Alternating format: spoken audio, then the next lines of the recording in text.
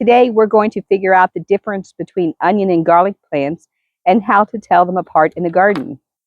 Hello, and welcome to Jen Gardens. Last year, I planted onions and garlic throughout my garden in order to deter pests. I thought I harvested them all, but apparently I didn't. The problem is, last year I didn't write down where I planted anything, and now that I've cleared my beds, I'm not sure what plant this is. The reason this matters is that garlic should not be planted near peas, asparagus, or beans. They compete for nutrients and they can inhibit each other's growth. So if these turn out to be garlic, I'm going to dig them up and move them near where I'm going to put peppers and tomatoes. From what I found in a little research, onions have round, hollow tube-like leaves. When you cut into them, clearly you can see that they're hollow. And garlic has long, flat leaves that are duller than onions. Let's take a closer look and figure out what I've got. These are very flat leaves. It's not hollow, even in the top part.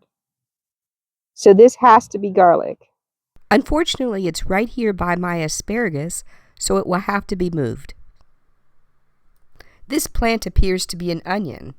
Its leaves are definitely not flat, and it feels like a rubbery compressed straw.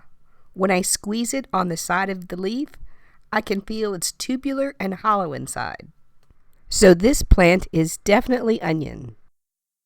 Since these are garlic, I'm going to transplant them over there into where I'm going to put tomatoes and peppers.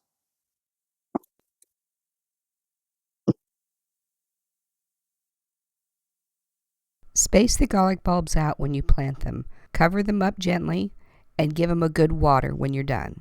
There you have it. I had one garlic and one onion in my garden.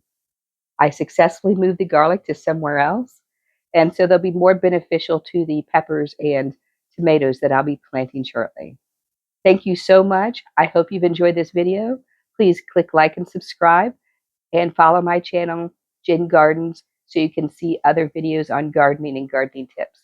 Thank you so much. Happy gardening.